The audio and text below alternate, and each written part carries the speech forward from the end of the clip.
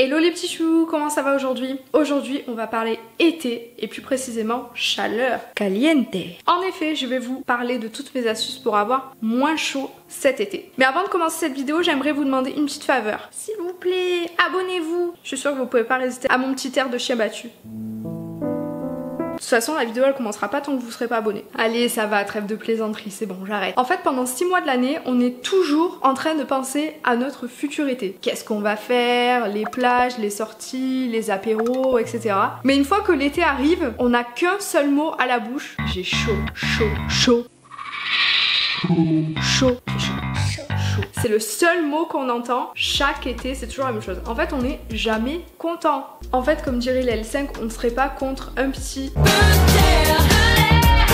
Mais bon, ce groupe est révolu un petit peu comme nos 2 mois de vacances d'été en fait. Juillet, août, c'est terminé. Eh ben oui les amis, on est tous là depuis nos 18 ans à nous dire on se languit d'être un adulte indépendant. Mais en fait on nous avait pas prévenu. On nous avait pas prévenu d'un seul truc. La pire chose qui existe au monde. Travailler en juillet, août. Bon du coup ce qui est cool c'est qu'on n'aura jamais aussi bien compris l'expression gagner son pain à la sueur de son front. Donc du coup précisément, qu'est-ce qu'on porte pour ne pas crever de chaud l'été? Bon les filles, je vais quand même pas vous dire qu'il faut absolument privilégier les shorts et les robes, hein. Je vais pas vous dire précisément ce qu'il faut porter en termes de vêtements, je pense que vous le savez mieux que moi, mais je vais vous conseiller en fait des coupes à adopter et surtout des matières à privilégier pour éviter de crever de chaud pendant la canicule. Et vous allez voir, il y a quand même quelques astuces à savoir. Alors déjà, ça coule de source, sans mauvais jeu de mots, mais il est important de privilégier les coupes un petit peu plus larges. Quand je dis coupe un petit peu plus large, c'est éviter donc du coup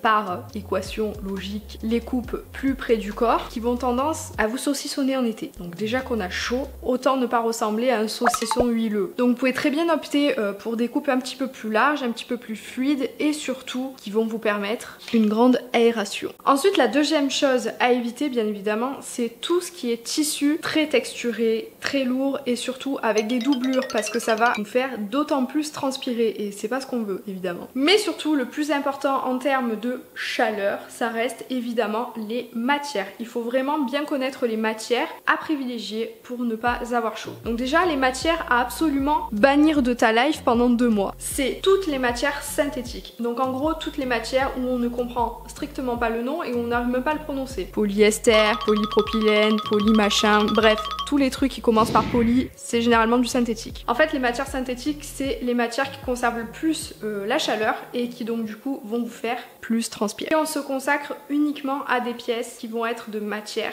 naturelle. Qui dit matière naturelle dit tout d'abord le coton. Le coton ça va être vraiment notre meilleur ami cet été parce que c'est une matière déjà qui est solide donc qui tient dans le temps mais surtout qui est très légère. Elle nous garde au frais. C'est bon les gars, on est sauvés, pas la peine d'emporter le réfrigérateur. Vous avez aussi pas mal de variantes au coton, dont notamment la mousseline de coton ou encore le modal, qui restent des matières très légères et très agréables à porter en été, ce qui va nous permettre vraiment d'être plus au frais quoi. Ensuite, autre matière reconnue pour ses propriétés très intéressantes en été, c'est le lin. Donc c'est une matière qui est vraiment très légère et qui est en plus très souple, ce qui fait que vous aurez moins chaud. Bon, le seul bémol c'est que ça se froisse un peu vite, mais bon, hein, on peut pas tout avoir dans la vie. Ensuite vous avez aussi le tissu crêpe. Donc le tissu crêpe en fait c'est un tissu un petit peu rugueux au toucher. C'est clairement un type de tissu à privilégier en été parce que c'est léger et en plus de ça c'est assez résistant.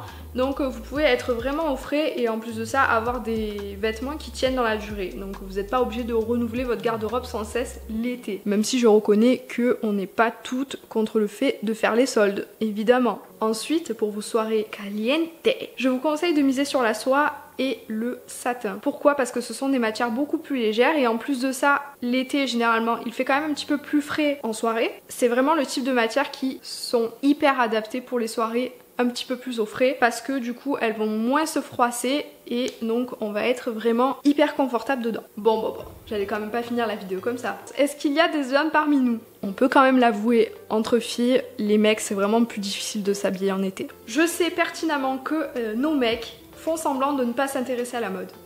Oui, c'est bon, les chiffons c'est pour les filles, nos soucis. Mais par contre c'est les premiers à nous demander conseil quand ils ont besoin de changer de garde-robe ou bien de s'habiller le matin. On le sait, pas besoin de mentir, on sait très bien ce que vous faites. Vous êtes des petits assistés. hein, voilà. Donc si votre mec fait semblant de jouer à la play ou de s'intéresser au football pendant cette vidéo, je sais pertinemment que vous prendrez ces conseils pour le leur donner quand ils le demanderont. Du coup pour les hommes en fait c'est vraiment très compliqué dans le sens où certains emplois ou même certains stages vous imposent le costume.